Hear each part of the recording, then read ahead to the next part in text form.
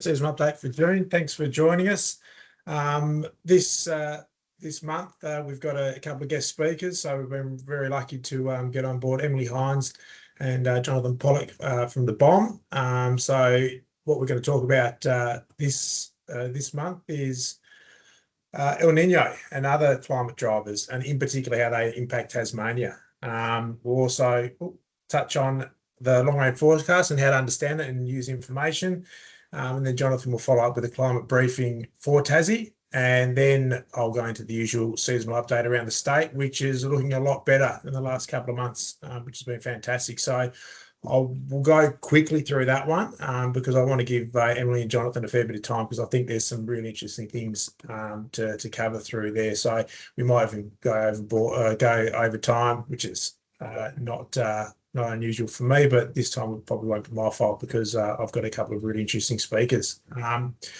So when I came around, well, what should be the topic for this one was looking at some of the headlines that were coming out around El Nino, and we see a lot of this doom and gloom, and terms such as Super El Nino, and I think Godzilla El Nino was the latest one I saw, and it actually even had a picture of the 1980s movie Godzilla, picture of the actual claymation figurine. And things are doom and gloom, especially how it's for where this in middle of Tassie, middle of Australia, how it translates to Tassie, and we're going to get lumped into it. I just chucked this one in here, the Super El Nino for ski season. That's just for your Melbourne Demon supporters. Whether or not you're going to be able to, if you do make finals, you don't make finals, what the ski season is going to look like. But then I pulled this one up as well, which gave me a bit of relief that using the phrases like Super El Nino makes the climate scientists roll their eyes. So I'm keen to see some eye rolling hopefully from Jonathan and Emily around what these actually mean for us in terms of the lens that the media puts on it. So I'm going to hand over to Emily. So she'll start off and have a bit of a chat to us about the El Nino and some of the other climate drivers and how they impact Tasmania in a season like this. Thanks, Emily. Thanks, Marek. And I'm going to try and work this technology. Just a little bit of background. Sorry, that is started at the wrong slide. I'm going to stop sharing now and go back to the correct slide. I was just recently in Tassie, so I went and visited Marek and actually got to meet a couple of the Longford farming community, which was nice.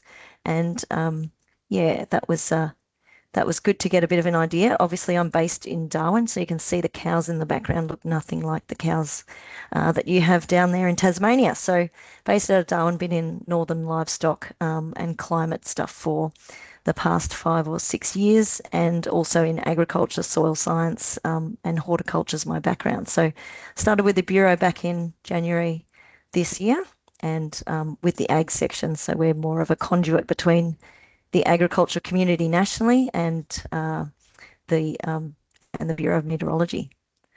So let me see if I can share my screen. And while you're doing that, I'll just get Jonathan to introduce yourself as well. So when you jump in with your wisdom, that you're not just a nobody that we haven't introduced yet. Thanks, Marek. Jonathan Pollock, climatologist with the Bureau of Meteorology.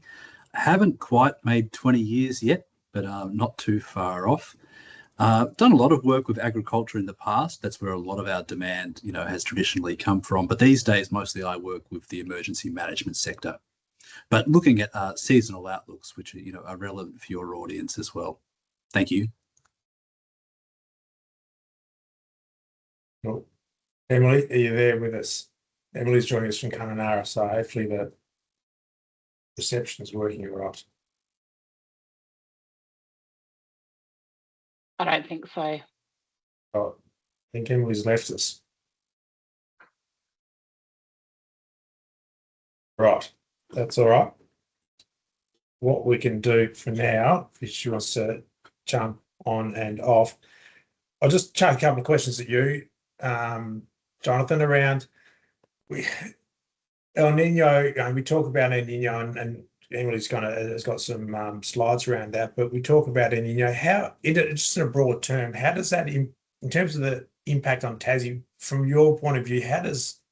Is it a big impact on Tassie in terms, especially from the rainfall side of things, or are there other things that have a greater impact, other climate drivers that have a greater impact on Tassie now and rainfall on when an El Nino is declared, I guess? That's a great question, Marek. So I guess the two big guns of climate drivers are the El Nino Southern Oscillation, which is your El Nino and your La Nina. And there's this other tropical driver, but from the Indian Ocean dipole. And between the two of those, they account for a lot of the variability we see in Australian rainfall patterns. But when I say a lot, it's still, sometimes less than half. It's still sometimes less than half the ingredients that are sort of going into your weather recipe, if you like, for the month or season. So while they are important and they do provide us with predictability, they're not the only influences. They're not the only sort of modes of variability. So often what we find is that, they do get the headline. They do sometimes get the media attention. But yeah, it's important to realize that they're only one of multiple factors influencing rainfall and temperature patterns. But El Nino is one of the big ones that gives us predictability at that seasonal time scale when we're looking at, sort of months ahead of time. Yeah. Because the changes in the ocean happen slower than they happen sort of over land. So there's sort of this momentum in the tropical Pacific and Indian Ocean that once it sort of spins up, it sort of gets into a feedback cycle, and we can be pretty confident it's going to continue. It's not about to sort of change quickly, like we can see with sort of weather over the land areas. Yeah, cool. We got you back there, Emily. And I probably should add, I'm based in Kununurra at the moment, so I've been over here talking to some cotton growers about the outage of the radar, and Northwest WA, obviously the internet's not as great, so I'm going off good old Telstra at the moment. Let's hope it stays, and let's see if we can make it happen again. Thanks for filling in. That's right.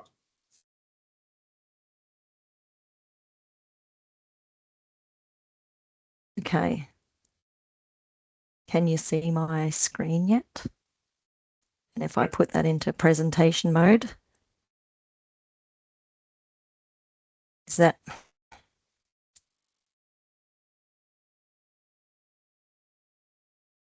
working in presentation mode yet? You just try again. Okay, let me go to there. How's that? Yep, we got your slides up. They flick through all right. Excellent. All right. So I've already introduced myself. Let's go through this. So El Nino Southern Oscillation, also known as ENSO, is a large-scale climate influencer that we have in the Pacific Ocean. So what you can see here is this is how it actually happens. These trade winds, this is an example of a neutral year, will blow from, and I always have to think about this, towards Australia, towards the Western Pacific and the east coast of Australia. And that pooling, so that gradual kind of trade winds will pool up and concentrate the warm water, the surface waters over that maritime continent, also known as Australia, and Indonesia. And that obviously causes enhanced convective activity. And you can see there in the animation or schematic there that it increases that convective activity and therefore increases the chance of rainfall over that area, so along the east coast. That's the neutral, so you can see it mostly having an influence over Indonesia. The little bottom where it's got the equatorial thermocline is really just what's happening underneath the surface of the ocean. So as that, and if you can think about a bathtub, as that wind pushes the surface waters across and concentrates them in against up around Australia, you can see that water has to be replaced. So the upwelling occurs. So cooler water from the depths of the ocean comes up around the coast of South America, and the warm ocean sort of pushes down. And that cycle will continue underneath the ocean as well as in the atmosphere. It's important, and you'll see this little yellow box on all my slides, that all ENSO events are going to be different. So it doesn't matter if it's a neutral year, they're not consistently going to look the same as a La Nina or an El Nino. They're all going to be different. And it's just one of the influence or one of the drivers that impacts Australia. So next slide. This is an example of an El Nino event. And before we get into the map on the right-hand side, I'll just explain again what's happening. So in the El Nino phase of the Enso Southern Oscillation, is this trade winds sort of weaken. So instead of pushing that water and pulling it up against the maritime continent and around Indonesia, it breaks down or it weakens. So that convective cycle that we see in the atmosphere sort of stops in the mid-Pacific, and that's where we get that enhanced convection there. We also get a little bit of a cycle around the coast of South America. So they get warmer than normal ocean temperatures and then for increased convective activity. And you'll see that cooler descending air once it rises and then descends over the maritime continent, you'll see that that reduces the chance of rain. So there's little moisture in the atmosphere to enhance rainfall events, and a corresponding cycle happening under the ocean as well.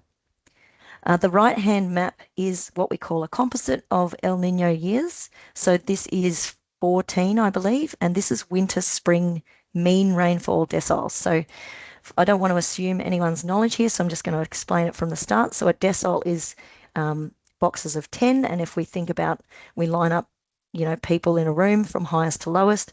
Decile 10 is the tallest person or the most rainfall, and decile 1 is the shortest. So you can see there that in terms of rainfall effects, and again, this is a composite map of only 14 events of El Nino years, we can see that Tasmania, and I think if I go to the next slide, has an increased chance of lower than average rainfall. So again, we need to just highlight the fact that it's increasing the chance of lower than an average rainfall. So you can see there that's decile 3. So that means that the rainfall in these composite years has occurred in decile 3. And so, and obviously El Nino now being the hot topic at the moment, can you, while we're on the topic of Ninos, can we go to La Nina and have a bit of a chat around that and what's the driver around what it means for Australia? Yeah, I'll just, if you don't mind, Marek, I'll just finish. This is the winter rainfall. So the last one was winter spring, and this is just winter alone. And it's important to note that ENSO events tend to build up and peak in winter and spring and then decay around summer. So, people often think that it's going to have an advance. They tend to have their most impact in winter and spring for different times of the year. And again, they're not the only driver, so it depends on what else is going on. So this is 10 El Nino years during the winter months, and you can see that the increase has now gone to decile 2. So you're in the second lowest sort of box, if you like, of rainfall events there. La Nina, which is the opposite end of the Walker circulation or this convective cycle that we see. So again, you've got trade winds, but in this case, when there's a La Nina year, of which I'm sure TAS farmers have experienced before, we get sort of like the trade winds on steroids. So they're really pushing quite hard up against the coast of Australia, and that warm ocean temperature is building up in the surface and then increasing the chance again of convective activity and therefore more rainfall.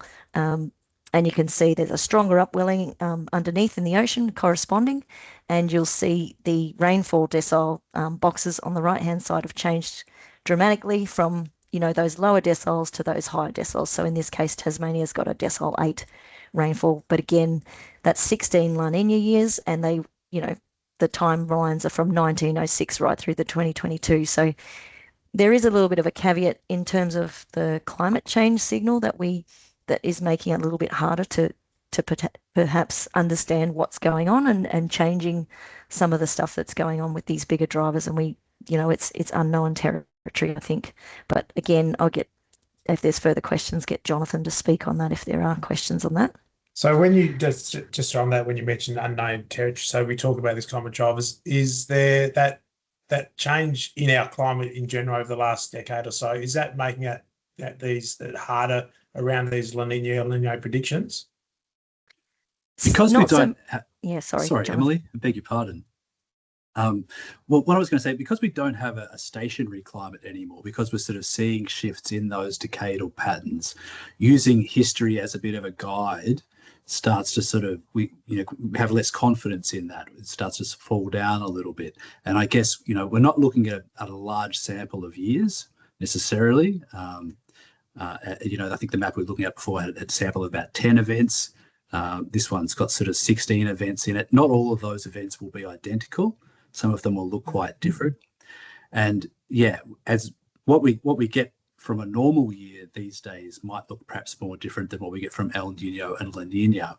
But even a lot of, our normal years have sort of been drier than usual for parts of southern Australia.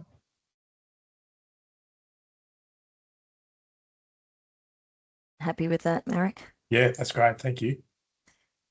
I'll move on, and please put any questions in the chat, and we can maybe address them at the end. But this is another driver that does have an influence on Tasmania's weather, or all of Australia really, but you'd think something over in the Indian Ocean might not have as much of an effect on Tasmania, but indeed it does. So this is a similar convective cycle, but placed over in the Indian Ocean.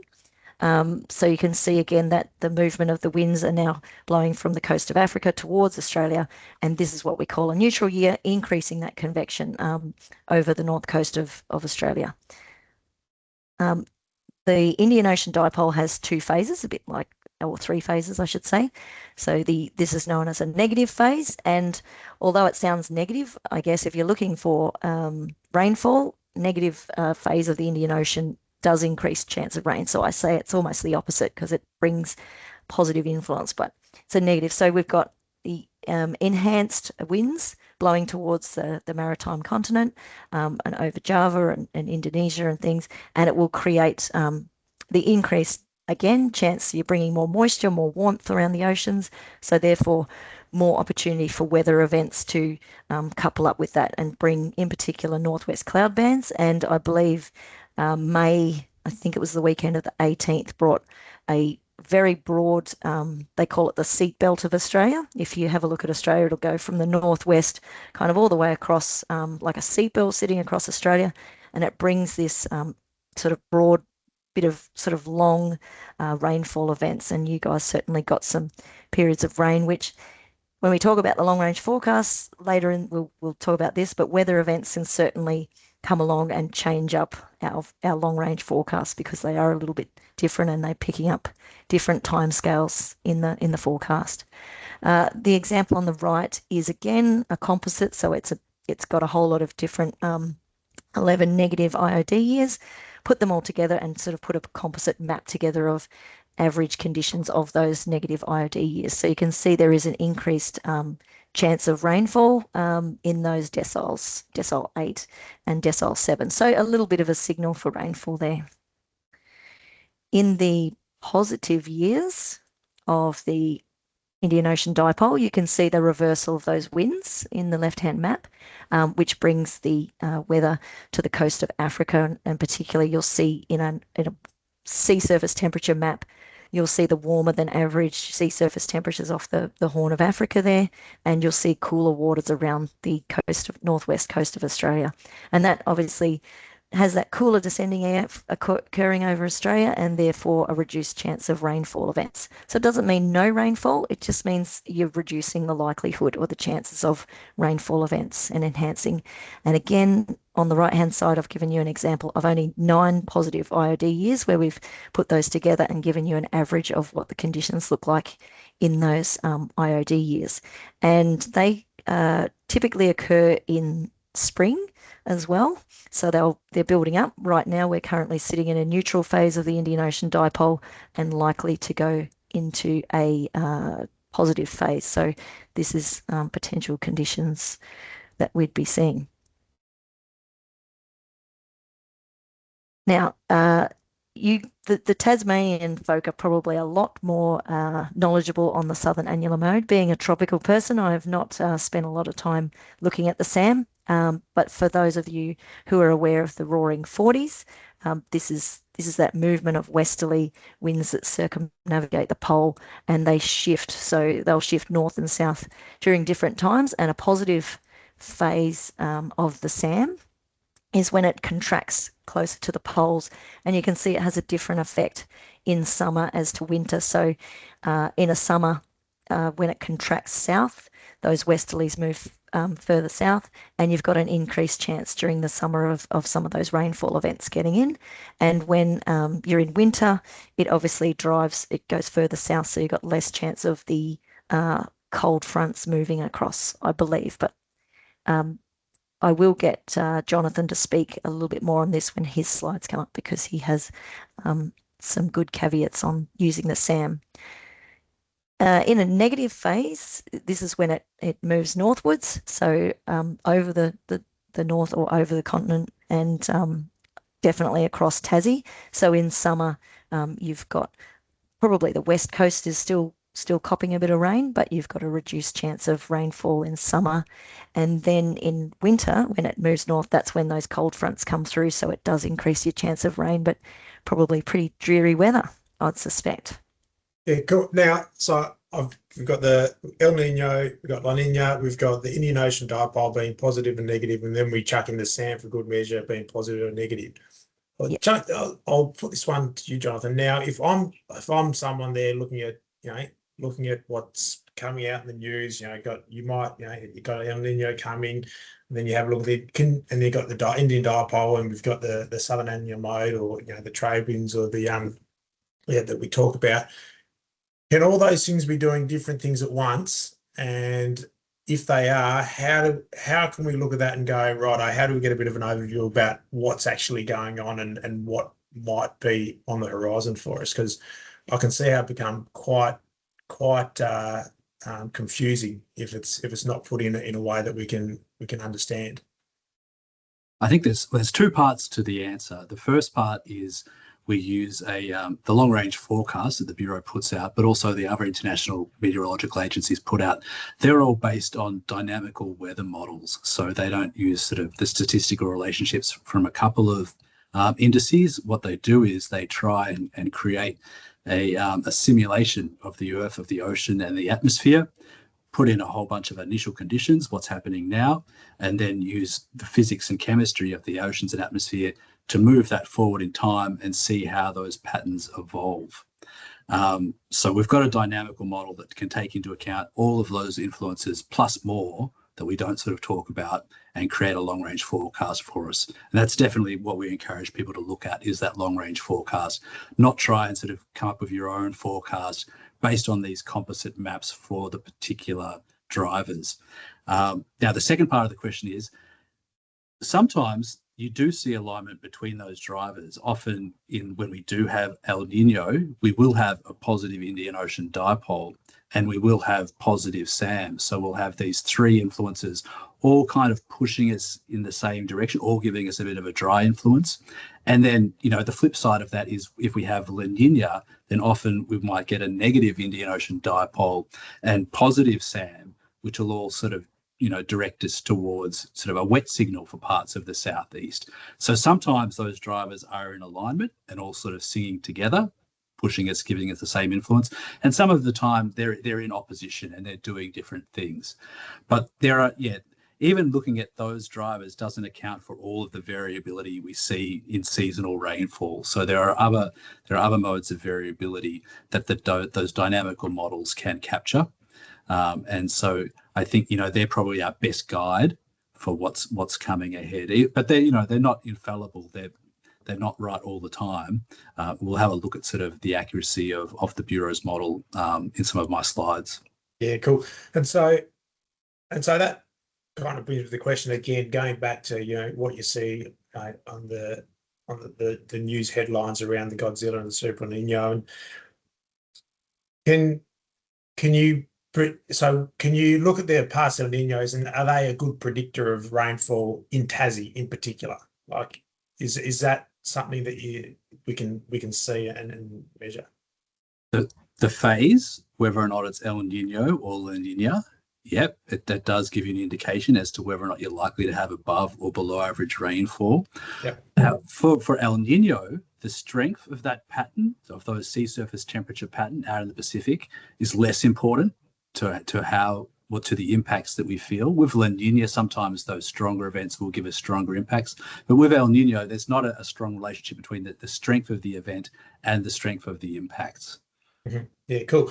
And I was going to insert eye roll now, Marek, because you did ask for an eye roll, but certainly Super El Nino, Godzilla, and El Nino are not terms that we use because of exactly what Jonathan said, that there is no correlation between strength and impact for El Nino years. So yeah, perfect. And so that's a really key consideration for people to take out of that. And so talking to a lot of farmers around here, and they're sitting going, okay, what, El Nino's coming out and all this kind of thing.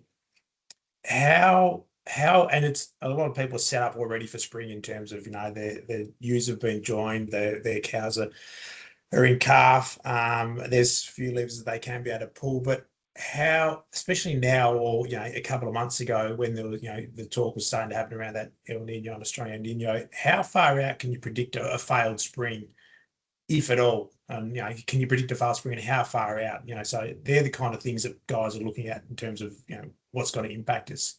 Is that something you could? Yeah. What's the information around that say? So the furthest out our long range forecast looks at the moment is July to September. Now, we do actually we've actually got a forecast for spring that we look at internally, but it's not released publicly. And there's good reasons for that. It's because we know the accuracy is going to be pretty rubbish for some parts of the country. For some other areas, it might have a bit of skill, but there's going to be, really big gaps in it for some parts of Australia. But remember we were talking before about how the oceans, they've got sort of a lot of momentum to them. And if we do see El Nino develop, which we likely will during winter, and if we get coupling with the atmosphere, then we can be pretty confident that phenomena will be with us for a while. Will probably still be with us for spring.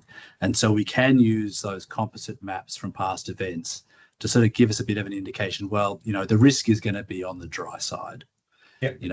It's not the same as the actual sort of long range forecast, the latest, which the furthest out at the moment is July to September, but we can make some assumptions about where, the risk is.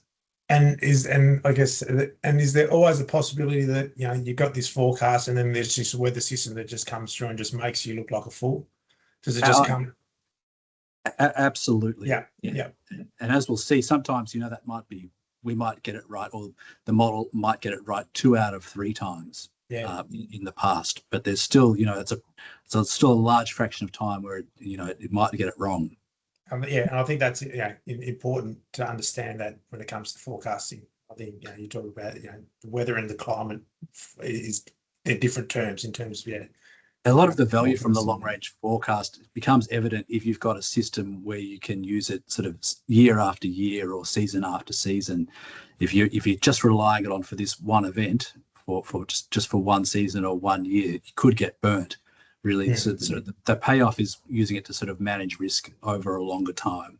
Yep. Yeah. Perfect. And we like to see it as a tool in your toolbox. I guess it's in terms of, you have all these other things as a primary producer to think about, and having access to a weather forecast is just one of those things that, cash flow, labor, what's going on at the ground, pest, disease, pressure, all those things, permits, all those things sort of play into how you're going to make your decisions. And the forecast is just one, but the long range forecast might just help you, might shift your thinking a little bit, because it is a probabilistic, it's the likelihood chance of something occurring or not occurring. So, how much can you, what's your decision and your risk management profile, I guess?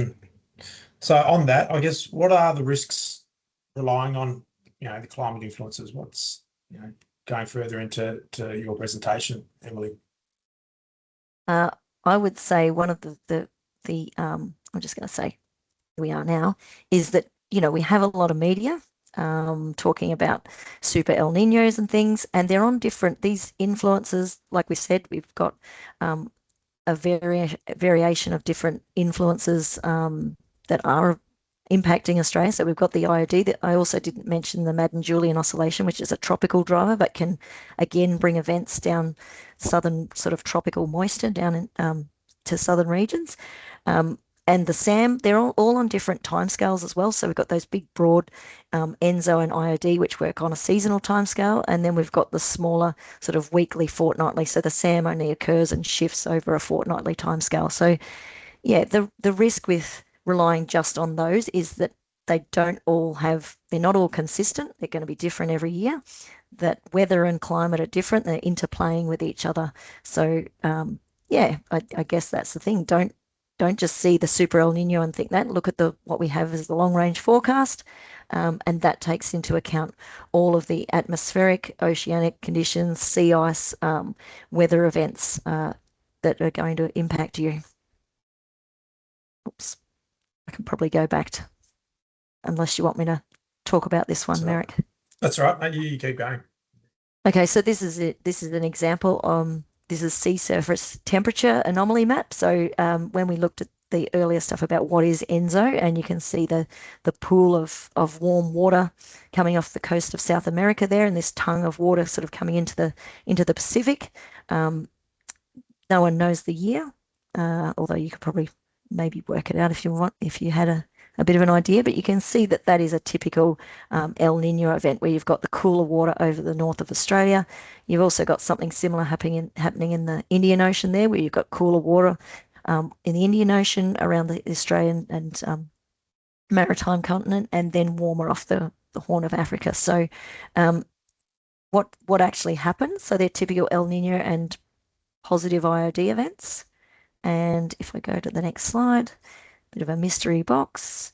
And this is what actually happens. So this was, oops, apologize. So this is actually what happened. So we did have a dry spring. This was August to October 2023. So a very dry spring during that period of time, and a very wet summer. And again, that's what we're talking about. They can propagate themselves during autumn, and then set up themselves through winter, and then spring can have a dry effect, and then they can break down by summer, and we can have different weather events that come through. So they're not always reliable, and that's why we say use the long range forecast, because it does take into account all these things. So yeah, that's another caveat and an example of where one particular event or two particular events might not eventuate and break down over seasons. And I've just had a question that's popped up in around it. Does El Nino mean more like extreme rain events, particularly high rainfall events in southern Australia? And how does that vary to northern Australia? Because I saw on that map there that this is kind of where, if I'm going to put my parochial Tasmanian hat on, and this is kind of where I think Tassie kind of gets lumped into. If you want to go, can you go back to Yep. that slide? Is where now my preferred eyeballs get zoomed to that little island, that 1% down the very bottom, and we call that, we had a dry spring, and then it's called a wet summer. And I look down at Tassie again, and we're below average for all of that. And I know what 23, 24 was like.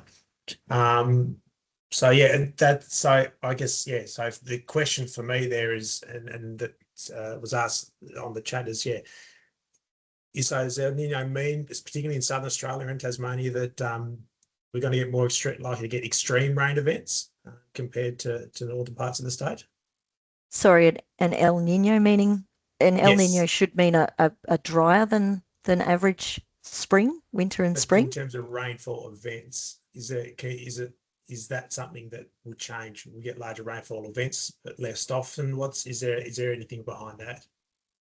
I think that's a Jonathan question. I mean, this is just one example, and I guess this is what we want to portray, is that you can look at those events and say they look pretty strong, and this is what eventuated. A long range forecast for this particular time might have showed up that Tassie was going to have a particularly dry summer, and I do appreciate that when we have, and we often do this, it doesn't matter Tasmania or the Northern Territory, but people will say we had a wet summer, and then the Northern Territory gets forgotten a lot of the time, and we look like we're completely dry, but they say, oh, we had a wet summer because it's painted blue for most of the East Coast. So Jonathan, do you have anything to add in terms of what might have gone on there? And there is a general trend to more intense rainfall under a warming climate. So a warmer atmosphere can hold more water, and when you do have conditions right for it to be released, you can get more intense rainfall. But I don't think there's an association by ENSO phase. I don't think the rainfall we do get during ENSO is necessarily comes in, shorter, sharper, more intense bursts than it would during a neutral year. Yeah, cool.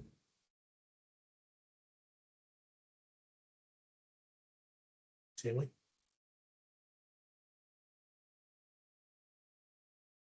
Oh, I think you're on mute.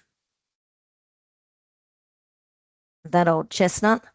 Yeah, so this is just the bigger picture, I guess, and understanding that climate is what we expect. So climate indicators, influences such as ENSO, IOD, is that seasonal timescale, whereas weather is this weekly, daily sort of thing. It's what you get. So and we did see that in that May. If you had a look at the long range forecast back in, say, April, May was looking quite dry. And May was dry until the very last week, where we had a couple of weather events, being one of those northwest cloud bands that brought a whole lot of rain that then pushed us up into a high decile. So all of a sudden it looked like May was above average, but for the majority of it, it was a dry. So just to remember that.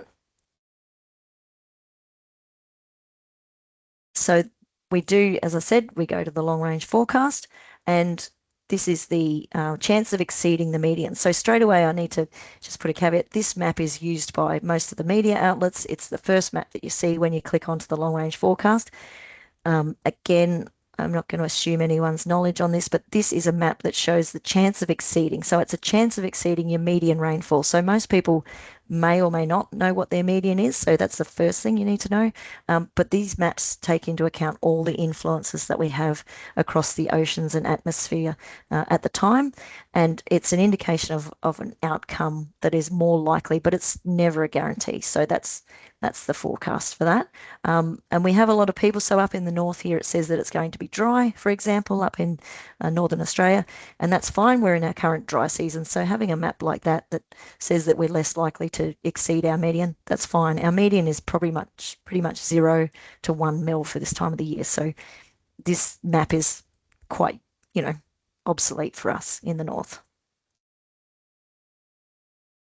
You can, on these, once you get into the long range forecast on the Bureau of Meteorology, you can get a more detailed breakdown, which I think are more specific and useful for people's area. So these are now the chance of unusually high minimum temperatures. So that's amongst the hottest 20% of seasons for this time of the year. So you're looking at July to September, unusually high minimum temperatures, the highest 20%, and you've got a 4 times more likely chance of exceeding the highest minimum temperature of all seasons, or you can have a look at it in terms of percentage chance, which is more than 80%.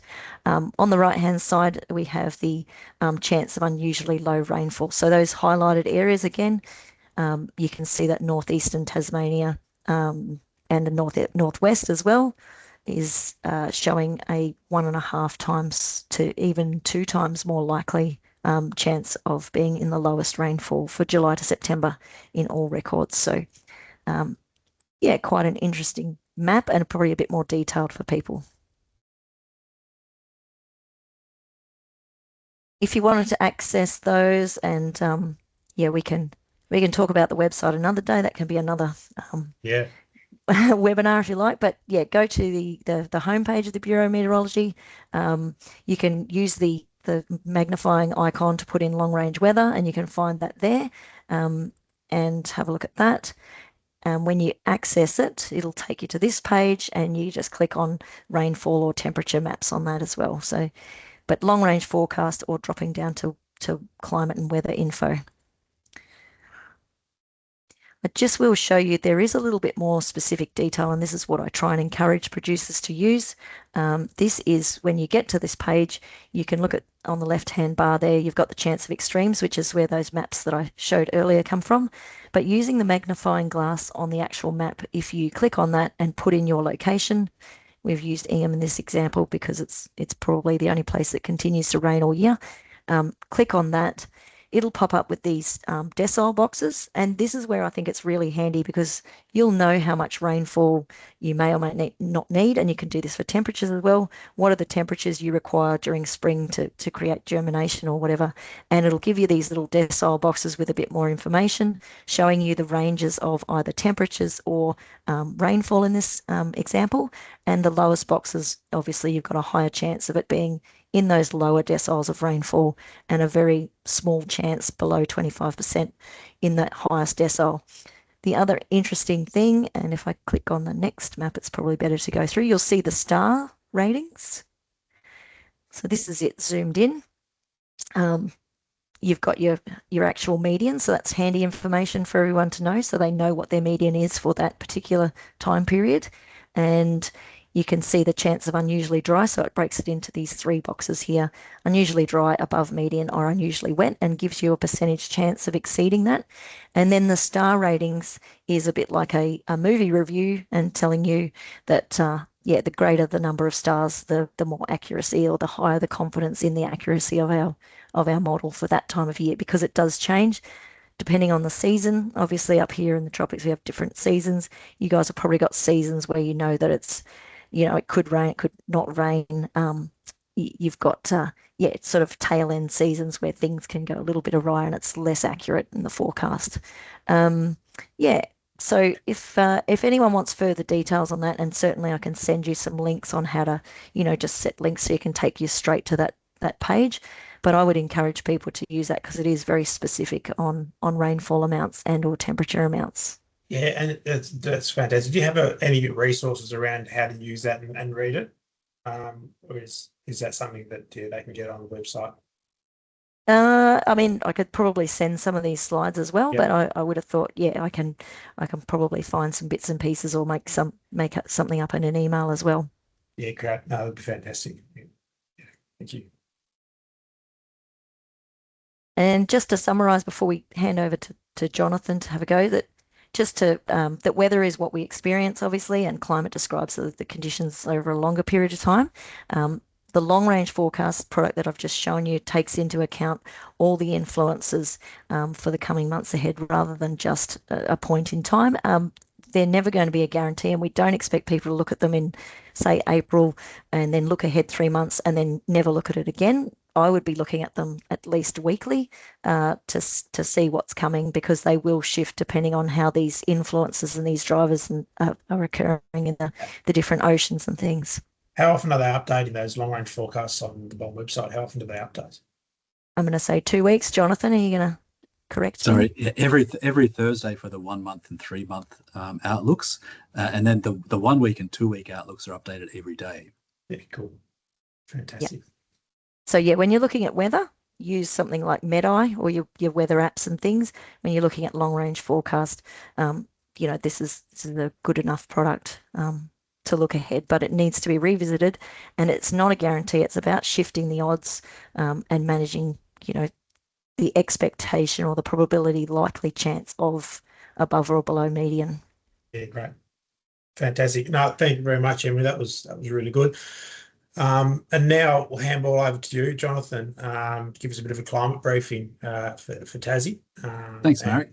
And yeah, again, if anybody's still got questions, chuck them in the chat and we can fire them along as we go. How are we going for time? To be honest, I don't care. Just go as long as you need. It's recorded, so if people need to leave, they can jump back on. But yeah, and like I said, I'm happy to condense my part. I'd rather listen to interesting people talk than listen to myself talk. So I'm more than happy for you to take up my time. No worries. Okay, well, I'll start by just having a little look back at those rainfall and temperature patterns in recent months, and then we'll get stuck into what the long-range forecast that came out yesterday are showing. And then I'll sort of follow on from what Emily, how she was explaining the climate drivers or seasonal influences. I'll give you an update on what they're doing right now and what we expect them to do in the coming months. So first of all, looking back at May, and these are our deciles maps, so they compare this May to all previous Mays, back to the year 1900 for that rainfall map on the left, and back to the year 1910 for the temperature maps in the centre and on the right. So looking at that rainfall map first up, you can see we've got that blue area across the east where they had above average rainfall, but in contrast, we saw that below average rainfall for parts of the west and southwest. And then there's also plenty of areas of white on that map where people had pretty typical May rainfall. The map in the centre, maximum temperatures, is a bit more extreme. So we've got that sort of dark orange shading across most of the state. So most of the state had its highest on record maximum temperatures for May. And when we take the area average for the whole state, it was Tasmania's warmest May on record for maximum temperatures. Minimum temperatures, again, warmer than average, but not quite as extreme. But it was Tasmania's seventh warmest May for minimum temperatures. Yeah, I think, and we saw that with pasture growth as well. When that mild winter compared to the usual what we had, so it was progressing. That pasture growth from some of that. We had a late autumn break, but I think those late rains were still useful because of that. I think that shows that those warmer May days really started to draw elongated out. So yeah, it shows. Yeah. Now looking back at autumn overall, you can see a lot of the state did have below average rainfall, mostly, parts of the west and the north. Although, for a lot of the east and sort of the far northwest, it was more typical for autumn overall. Maximum temperatures, mostly sort of very much above average, but little area of highest on record in the south. And when we take the area average for Tasmania overall, it was the second warmest autumn on record for maximum temperatures. And minimum temperatures, a similar pattern, very much above average for most parts, with an area of highest on record for parts of the south, southwest. And for Tasmania overall, it's ninth warmest autumn on record. Now, we'll just stick on rainfall for a moment, and this is looking at sort of the first 5 months of the year, so January to the end of May. So there's a deciles map there on the left. So you can see most parts of the state had below average rainfall for January to May, although there were some patches of the east where it was close to average. But then you've got this sort of area of the north, northeast, but also the southwest, where rainfall was very much below average. Now, the Bureau puts out a drought statement every month, and we use a different set of maps for that product. We call them rainfall deficiencies maps, and they more sort of clearly highlight areas that have had particularly low rainfall. And that's that map on the right there. So for that serious deficiency, that light pink category, that's rainfall that's in the lowest 10% of the climatological range or the historic range for January to May. And that medium red or pink shaded area, that severe deficiency category, that's in the lowest 5% of records for January to May. So, there is parts of the northeast and southwest that have had a very dry start to this year. Now, looking at water storages. So the map on the left, each of the circles there is a water storage or a dam, and the size of the circle corresponds to the capacity of the dam, and the colour corresponds to how full the storage is. And it's a bit hard to read because the circles are all sort of stacked on top of each other. You can see that there's sort of a large brown circle sort of in the central north. That's the Great Lakes. But otherwise, most of the other big storages in Tasmania are getting close to capacity. They're in that sort of blue or dark blue shaded colour. It's quite a different story to what we're seeing for parts of the mainland's southeast. You can see, parts of sort of southern New South Wales, northeastern Victoria, some of the big storages there, less than half full. And then across Victoria, it's quite a mixed bag. We've still got some of those blue and even a green circle where storages are full, but there's a lot of sort of light brown and darker brown circles as well. Now on the right-hand side, just another diagram illustrating the capital city water storage, so Hobart's water storage, sitting at a very healthy, close to 96% full, and about the same level it was at this time last year. Now, before I show you the current long-range forecast, I just thought I'd add a little bit more detail about what is this? What is the Bureau's climate model? Well, it's called Access S. That's not very important. But what is important is that it's a dynamical model. So it's taking observations from below the subsurface and the surface of the oceans, but also from the surface of the land areas and up through the atmosphere. And it's putting all of those initial conditions into a big sort of simulator, and then we're moving it forward in time. Now, in the past, in the olden days, we just used a statistical model, which really just looked at the relationship between the Indian Ocean dipole and the El Nino Southern Oscillation and rainfall across Australia. But this new dynamical model takes into account sort of all of the influences, not just those two. Now, the very early versions of these dynamical models were pretty coarse. There's a box there on the left-hand side.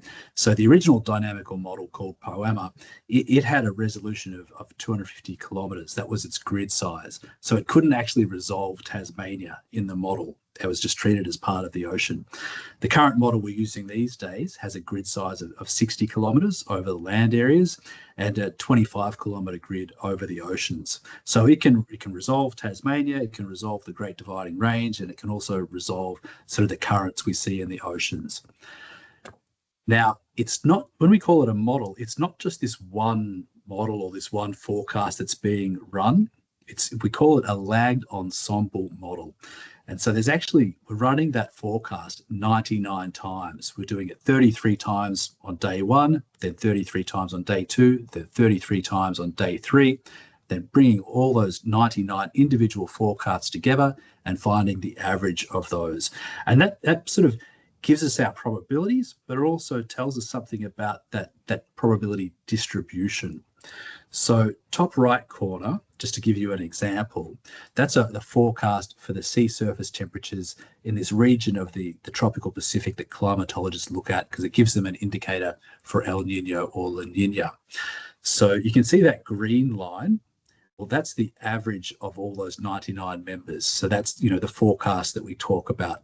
But you can see that the light grey lines in the background, that's all the individual members. That's the 99 individual members making up that forecast average.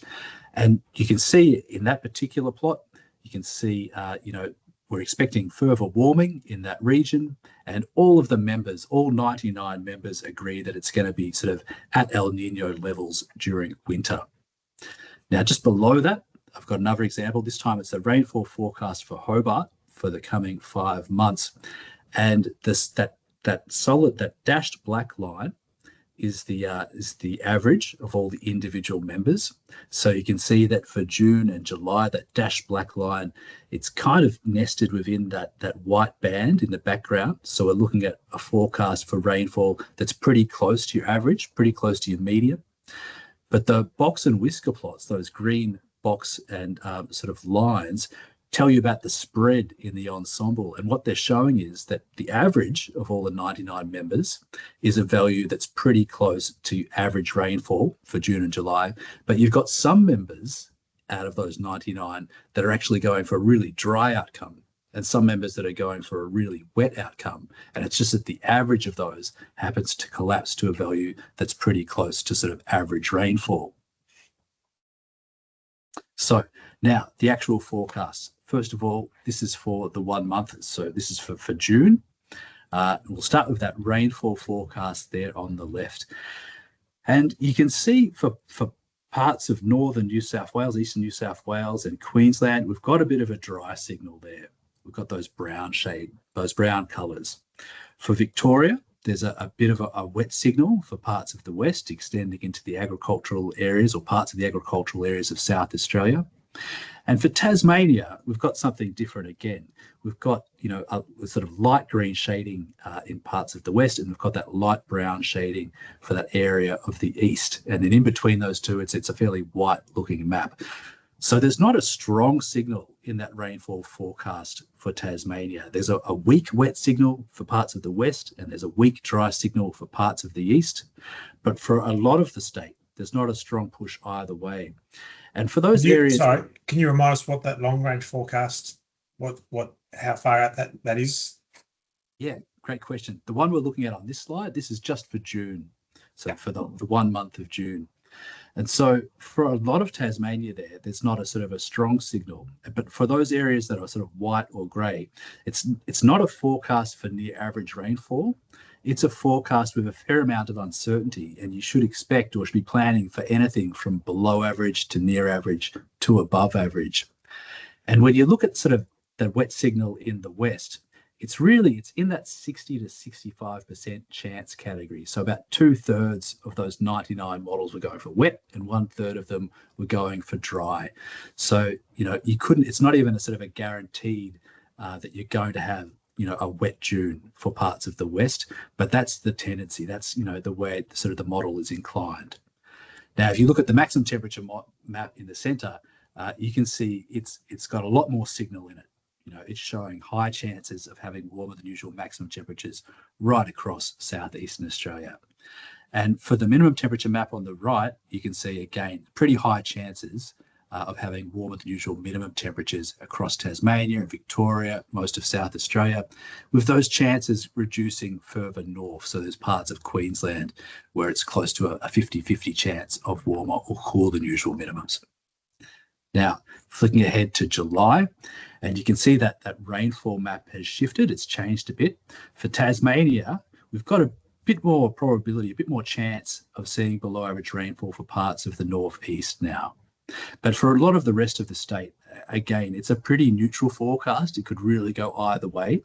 And so you shouldn't be planning for near average rainfall. You should be planning for a pretty wide range of outcomes.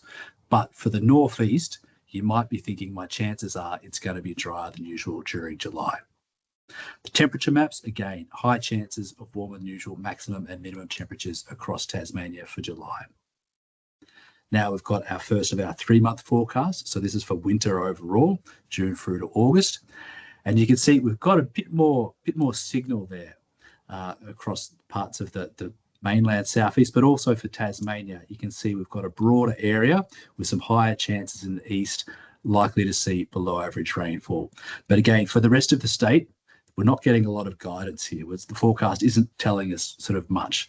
So we should be, planning for just about sort of any result. But for parts of the east, you'd probably think, well, chances are it could be drier than usual. Again, temperature forecast just showing us that we're likely to have warmer than usual maximum and minimum temperatures.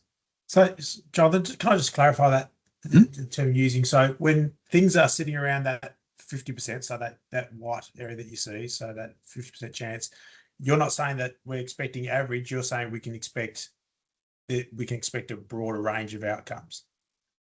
That's right. Yeah. Okay. You think back to that slide that Emily showed before. If you actually go onto the Climate Outlook's page and you search up your location or click on the map, you'll get that pop-up box, which actually shows you the probability distribution.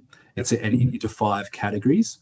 So some of these areas of white, not all their probabilities, not all the chance is stacked in that middle quintile range, in that middle range. What you'll find is for a lot of places that are sort of white on the map, there's roughly even chances of being in that driest 20% as there is to be in the middle 20%, as there is to be in the top 20%.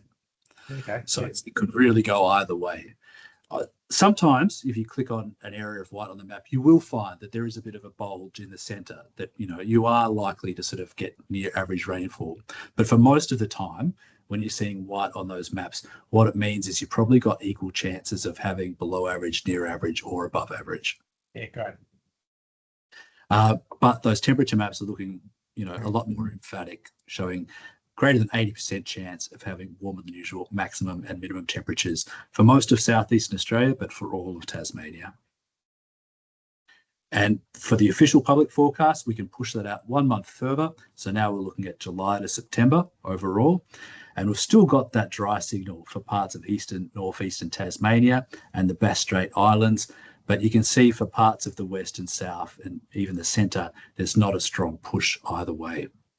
Still got that pretty strong dry signal for parts of Victoria and the agricultural areas of South Australia and parts of southern New South Wales on that map there as well. And you can see again for those temperature maps, just looking very red. So high chances of warmer than usual maximum and minimum temperatures. Now, I was sort of saying before that the long range forecasts, they don't have the same accuracy or the same skill as we're used to in our 7-day weather forecast. But to test the forecast, to test the model, to see how well it performs, we could wait until we've got 20, 30, 40 years of forecast to compare them against what happens. But that's, we don't have sort of time for that. We don't have, we want to start using the forecast now and be able to say something about whether or not it's going to be accurate or whether or not we can be confident. So what we do is we grab a whole lot of years from the past, the years from 1981 to 2018, and test the model on those because we know what the results were. We can go back and see, what happened in this particular month or particular season. And then we can score the model. And that's what we're looking at here is we're looking at these past accuracy maps for that hindcast period. So on the top row, we've got our 1 month maps. So top left is showing you the past accuracy for the June rainfall forecast issued at the end of May. And what it's showing is that for Tasmania, you've got moderate to high skill or moderate to high past accuracy. But you'll see, when we talk about moderate, we're talking about in that 55 to 65% accuracy range. So that's probably a lot lower than what some people would consider, moderate accuracy. And for high accuracy, it's anything sort of better than 65%. So there's still a lot of room in there for to have a miss. Even when we are talking about, moderate or high accuracy. But you'll also see there's some parts on the map there, parts of sort of Northern Territory or Northern WA, where the accuracy really drops off, and the forecast, at least for the hindcast period, was no better than a coin toss. Now, top right is the same as the past accuracy outlook for the July forecast issued at the end of May. And generally what you'll see is that the forecast or the past accuracy for that second month tends to be lower than the past accuracy for the first month. So we tend to do a better job, or we've got more predictability at saying what's going to happen in the coming month than we do in the month following that, typically. And then below that, past accuracy maps, but this time for those 3-month outlooks. Sorry, I think I've mixed them up. So on the bottom right, that's looking at winter, so June to August.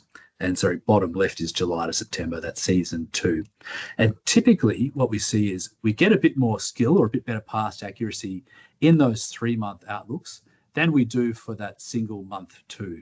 So the way the accuracy sort of aggregates over time is when we're doing those 3-month forecasts, we're more likely to get some of that seasonal signal from those seasonal drivers or influences coming through than we are compared to the weather noise. For those 1-month forecasts, there's still a fair bit of risk that you're going to get a one weather event or a bit of weather noise coming in and sort of muting your climate signal. So the month 1 typically does better than month 2, and the seasonal forecasts generally do better than the monthly ones.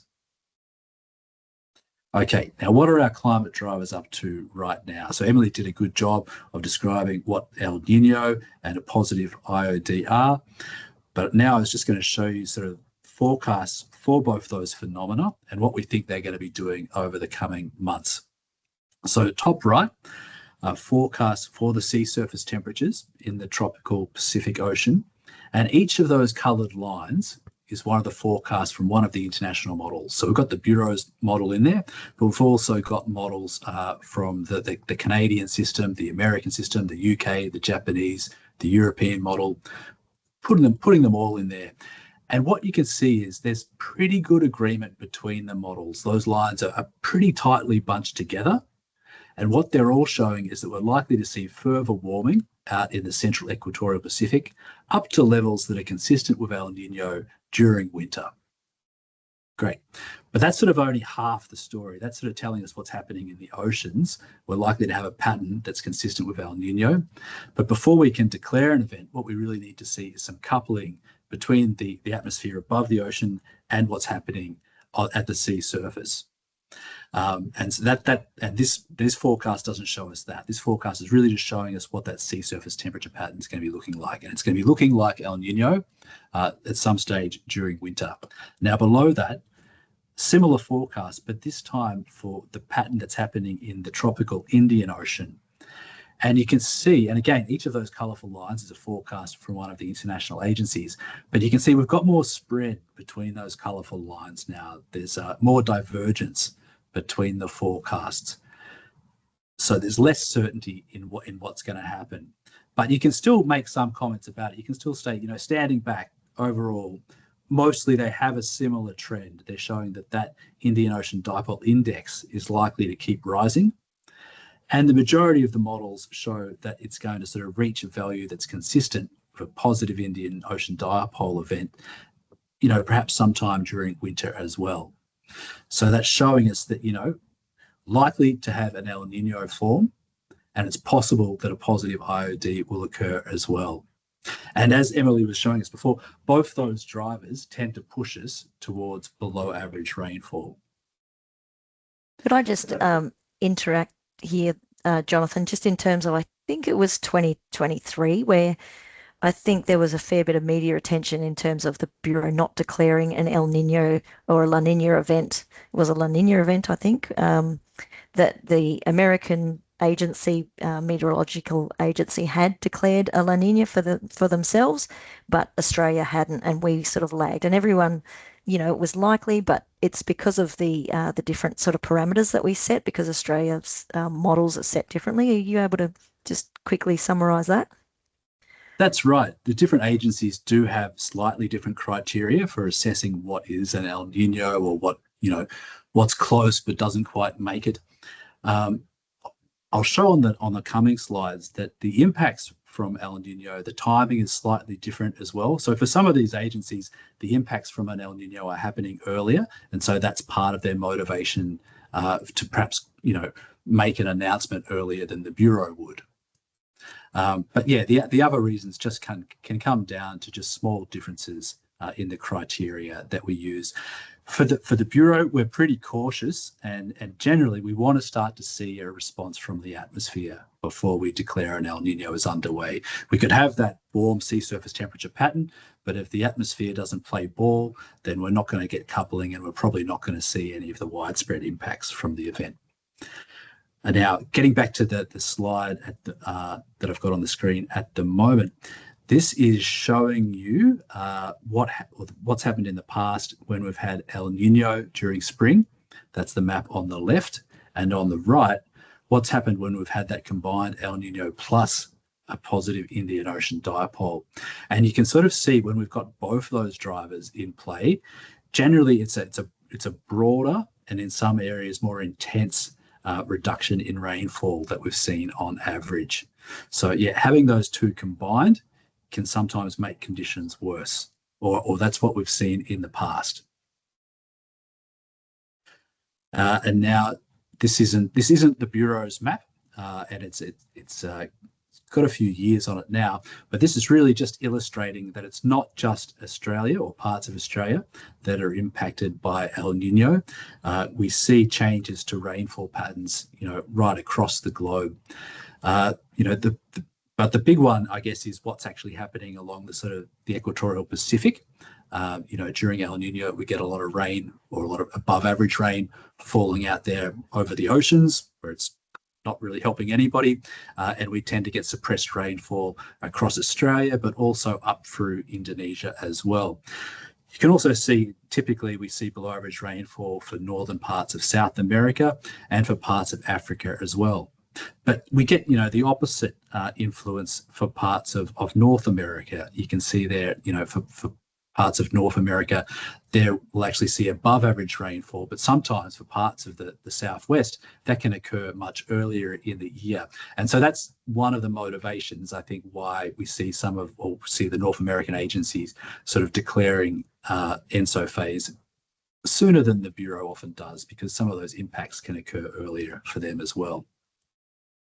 Now, this is where I want to kind of butt in here, Jonathan. Sorry, just for the interest of time. I know that I was a bit blasé before, but if we could, look at starting to summarise. No worries. Tassie, just so people based to be, so we can Very quickly, I'll just mention the southern annular mode. So the SAM forecast the SAM phenomena that Emily was showing us before definitely can influence rainfall and temperature patterns for parts of Australia, including parts of Tasmania, but it's not as predictable as El Nino Southern Oscillation or the Indian Ocean dipole.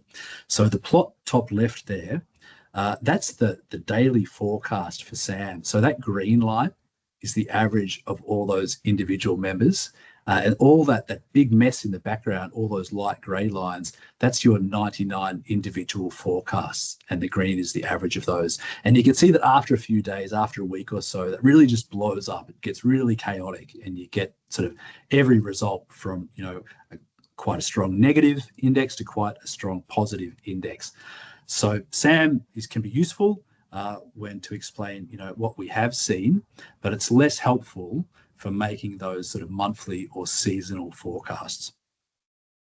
Now, along with those natural drivers, the El Nino Southern Oscillation, Indian Ocean Dipole, Southern Annular Mode, our weather and climate is being affected by climate change. This is a time series of winter mean temperature anomaly going all the way back to 1910. So each of these bars is a winter for Tasmania.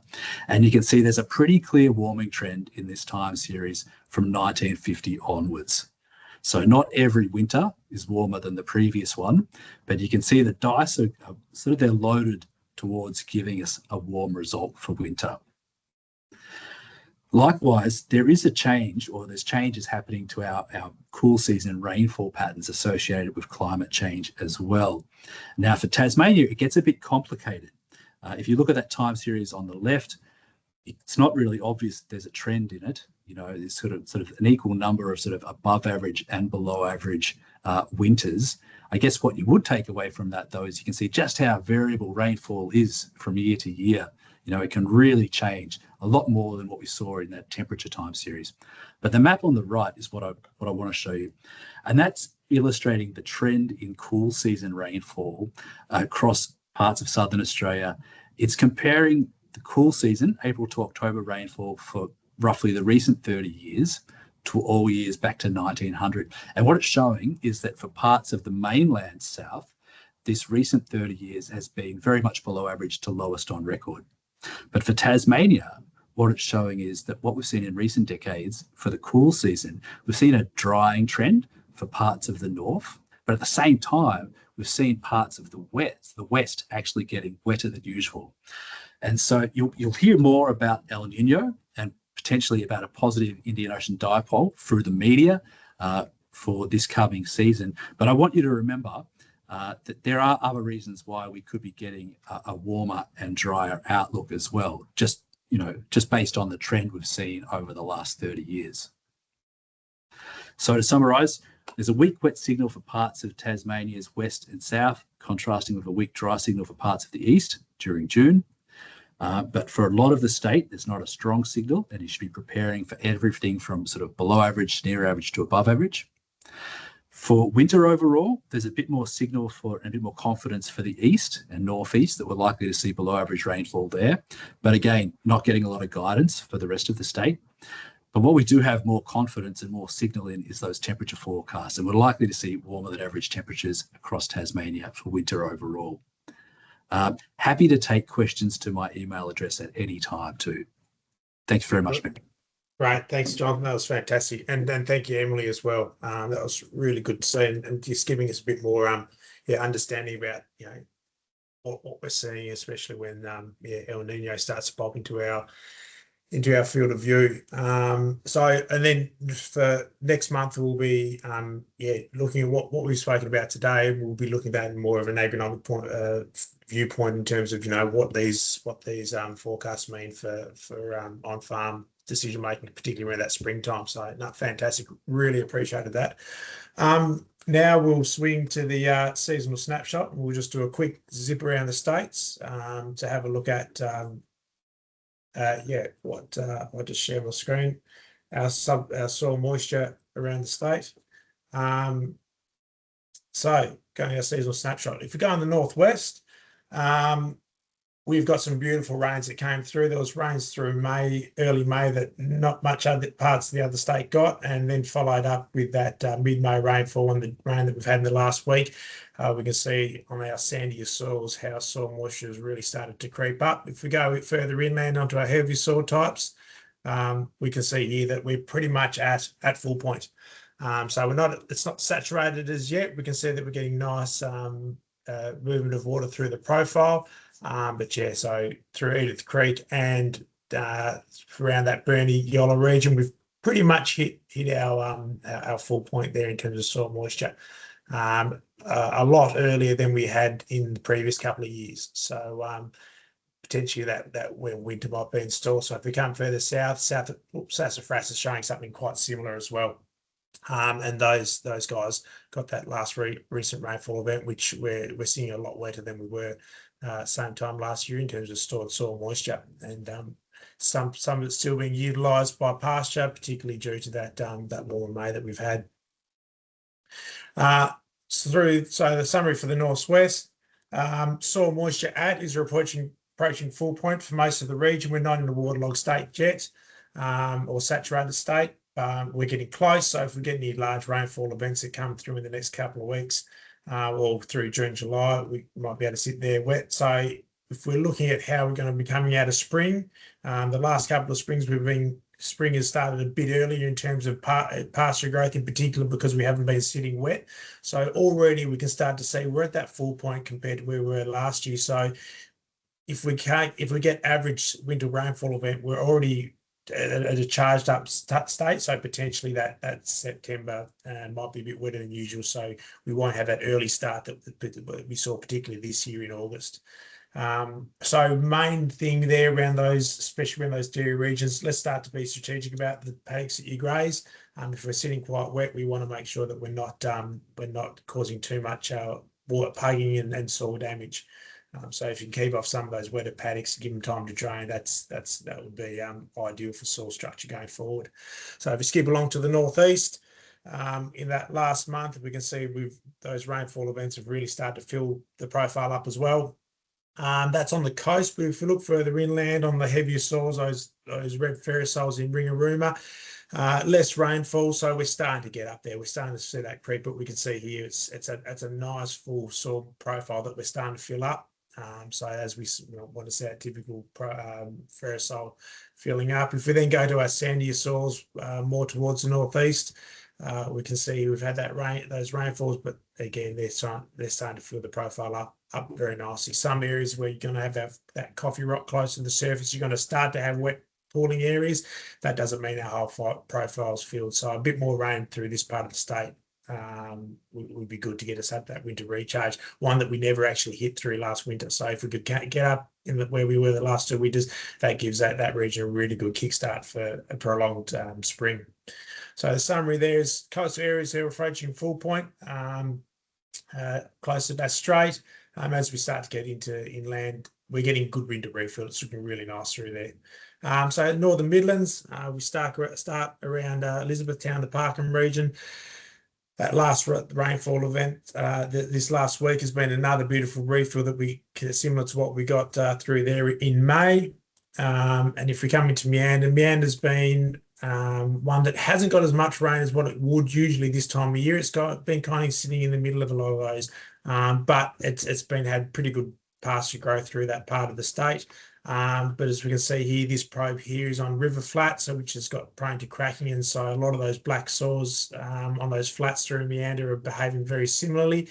So they got their rainfall, and that was sitting mid-profile, so it was still available. You could see it was used for pasture growth. But we haven't got to that point yet where we're sealing up surface cracks. So a lot of our moisture and rainfall at the moment is sitting that mid profile. So what we really do need to get is some more rainfall events like this that we start to fill up fill those cracks up, and we start to get into our normal soil refill, winter refill. If we come down to around the Launceston region, we can start to see we've got less rainfall. Now the rainfall that we've got through here has been utilised because of those warmer May conditions, but we're slowly getting back to that starting our winter refill. So similar to where we work same time of the year, same thing as we go towards Bishopsbury and Longford and Cressy. We can see here that we're at that similar time. I've chucked Cressy in as well just to see that we're pretty similar, just sitting a little above in the Cressy, but again, those cracking soils take a bit of time to fill, and those soils to swell before we start to see those full profiles here. Oh, and the other thing I wanted to mention on those two, these we can see here on those slider bars here, we're filling from the top. So our top part of the profile is full, but we've still got a long way to fill that bottom part of the profile before we've got that full profile. Same here with Cressy. We can see it's pretty much a two-tiered system in terms of our top 40 centimetres getting close to full, but our bottom 40 centimetres has some way to go. And if we go then on the other divide, so Longford this season has seemed to be that divide in terms of those rainfall patterns, those weather patterns that have come through, and those lagged dry periods in terms of how it's impacted our soil moisture refill this time with the rainfall that has come. So if you look at Elsen, which is on the other side of Longford, we've finally started to see a reaction there. So that long dry period where these skyscraper rainfalls haven't really had much impact because of that exacerbated dry area, lower infiltration rates due to that reduced ground cover, heavier grazing, things like that. We can see that they haven't had that impact, but we've slowly started to, especially when you've got a number of rainfall over a day, that lower instantaneous application rate, able to wet the soil up, we can finally start to see we're getting a bit of recharge there in those. Being aware that this probe here then is on a mid slope, so these rain patterns that fall, they will start to fill up the lower lying parts of your profile, the lower lying parts of your paddocks and your properties. So having a look at what our mid slopes looking like, they're actually just starting to charge up in these parts of the state. So if you look at the summary for those northern Midlands, we've had good rains. All right, so it's been good rains. It's starting to really fill up, and we're about the same time where we were last year. So if we follow similar rainfall patterns, we can look at how our winter's going to start to progress. So roughly half full on average. So rainfall has been utilised over the past month. But it will likely start to slow. So in terms of how much that rainfall is then being lost by evapotranspiration, that'll start to slow and contribute more to your winter refill. So if you go to the Southern Midlands, this is kind of where that Elsden probe is, that crossover, and it's starting to show as well through the Southern Midlands. Bit of rainfall here, and these are on your wind-blown sand. So infiltration is occurring from the top down. Still takes time to wet up. Time for those macropores to capture that water and being held on a bit more tightly. So we can see we're below where we were last year. The rainfall that we were starting to get through last year was happening a bit earlier, but hopefully this is the start of that winter refill. St. Peter's Pass, this is one where our soils are behaving completely differently. So this is our typical duplex soils, our lime over clay, and you can see here that large rainfall event that we had that came more from that easterly, that southeasterly that fell at St. Peter's Pass. Now we're starting to fill from the bottom. So we've gone down the cracks and we're starting to fill from the bottom up, whereas we get those soils over the rainfall over a couple of days, they're doing both. They fill from the bottom up, but also when you've got those days, those cool days, those cloudy days, it gives it a chance to infiltrate and start to wet up the top 10 centimetres, and that'll have an impact in our, hopefully subsequent rainfall events and how they behave. Stonehouse, around that Stonehenge area, which is not that far from the east coast. It's about 20-30 k's as the crow flies.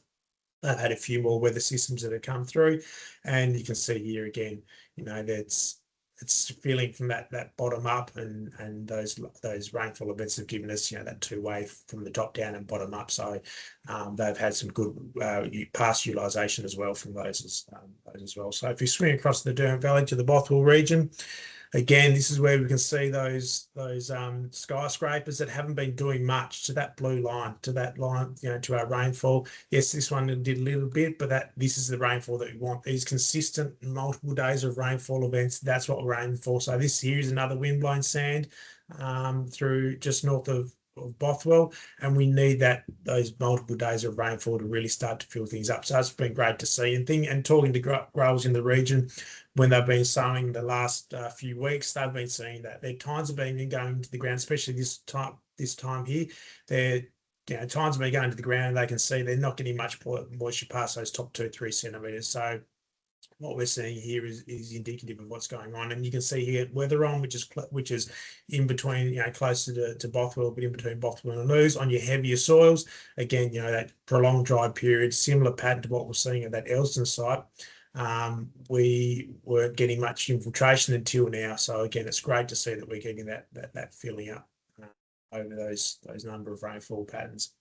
And then if we go towards Ouse, again, we're starting to see something similar there. So again, coming out of a dry summer, and particularly one where we haven't really got that winter refill through there, the impact and the effects do take a while to get back to a period of having that uniform infiltration even from this kind of winter refill. If you go to the Coal Valley, we'll pick up Daisy Banks. They've had that beautiful southeasterly that came through, and it started to fill things up nicely. So hopefully, again, they can replicate a winter refill pattern, something similar to last year as opposed to what we had this year. And then I've just chucked in one from Bruny Island to show that southeasterly pattern started to fill things up. And again, if we can avoid that dry winter that we had and get back to something of next year, that'd be, hopefully we're on the way there and already we're above where we were same time last year.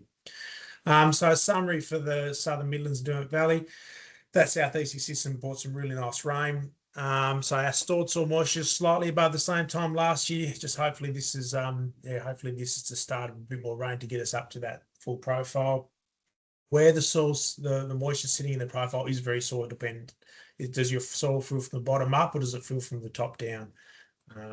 And yeah, I'm starting the obvious here when I'm saying follow up is needed. So it's nice to start with. Hopefully we can get some more going.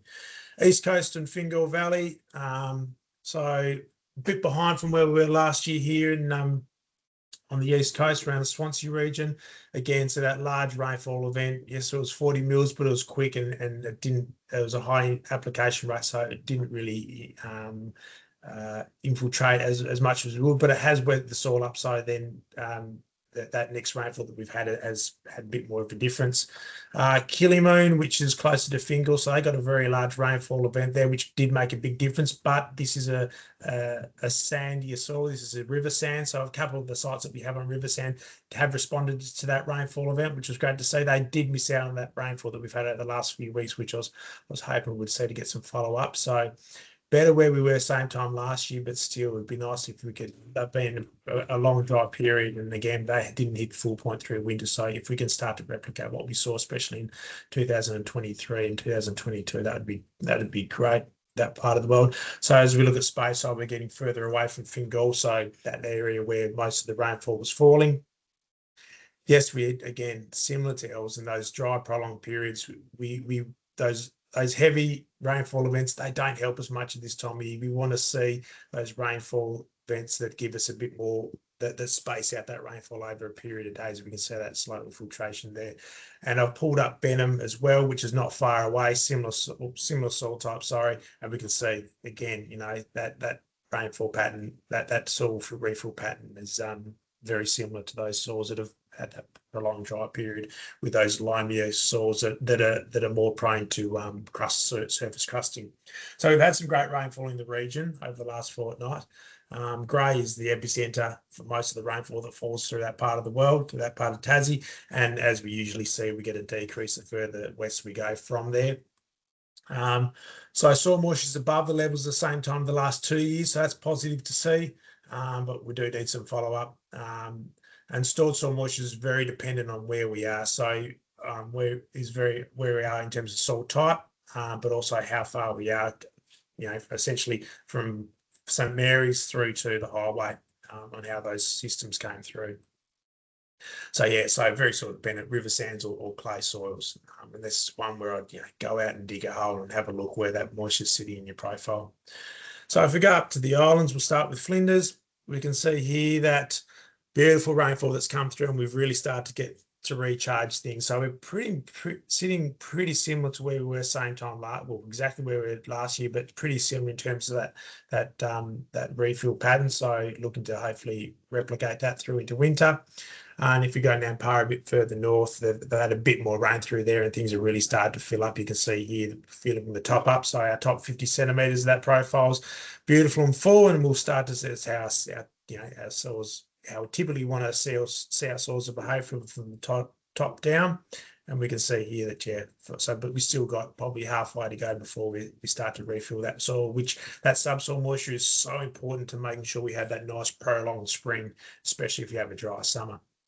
And if we swing across the King Island, Egg Lagoon, on that semi-coastal country, sandy coastal country, we've got that rain. We've had a bit of a blocked rain gauge there, unfortunately, but you can see here that again, so it's telling a similar story. That top part of the profile is filling up beautifully, but we're still waiting on more rainfall to fill that subsoil there, because as you can see here, it does get utilised, especially on this on these pastures where there's a mix of lucerne and ryegrass through here, so we can utilise that subsoil moisture that will extend our spring and summer growing season.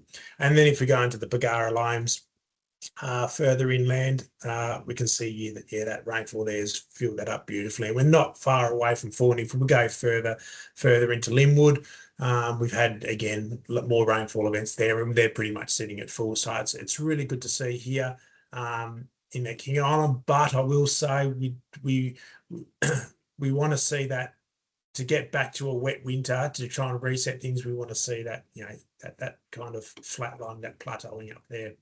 So summary for King and Flinders. The recent rains have restarted charging more soil moisture, especially on those lighter soils. So for most of Flinders and northern part of King, top half is full, but we still need subsequent rainfall to fill up that profile. And we can see here, as tracking, or just as we're tracking on King Island, we're still, you know, at average or above or below average. So again, I want to see that I've been saying to exceed. I'd like to see exceed summer and autumn averages to try and to get us so winter and autumn averages, sorry, to try and get us up to that give us that period where we're at that saturation, so we know that we're fully charged and filling dams and all those kind of things. So I'd love to see June, hopefully for King Island, have exceed there, so we can get back to that what we call that normal window. So key takeaways from today: understand what our El Nino means for you and your production systems. I think there's some great information there from Emily and Jonathan, particularly, and for me as well, getting a greater understanding about how to read what those forecasts actually mean. So I really encourage you to look at getting a greater understanding of what those long range forecasts means. We'll make sure we send out some information there, some links to get you to those pages, to utilise that rather than going, oh, I'm not going to worry about long-term forecasting because it's never right. Try and educate yourself and get a greater understanding about how you can utilise that. And it's important to make that, to integrate that into your decision making in your management systems and your production systems, and talk to your agronomists about it. Okay, sit down with them and go through it and see what you can nut out, because they're all the important parts about coming up with a good plan. In terms of the soil moisture side of things, there's been some good rainfall around the state, which has started to fill the profiles, and it is very soil dependent, whether it's filling from the top or the bottom. It'd be great if we get some more rainfall through that southern Midlands. Those guys have had a pretty rough time of it recently. And building into all of this, make sure you have or start building a plan for spring. A lot of the things we've done so far, like I said, ewes have been joined, our cows are pregnant, or our cropping schedule, watching our dams, seeing how they're filling up. Make sure you start building your plan and get that going. So next month we're going to bring on Jason Lynch will jump on, and we'll start to look at the information we've heard from Emily and Jonathan, and how we can structure that around decisions and planning for spring. Particularly by then we'll have a bit of an indication about what our ewe percentages, our lambing percentages are looking like. So that can give us a bit of an indication, okay, if we are what our rainfall might look like and how we need to make decisions around the stock that we might have on the ground then. But until then, thank you very much for attending. Sorry, went over time, went a fair way over time. There's a new record, but some great information and yeah, great things to learn from that. So thanks again, Jonathan and Emily. Thank you everybody, and we'll see you next time. Cheers. Thank you.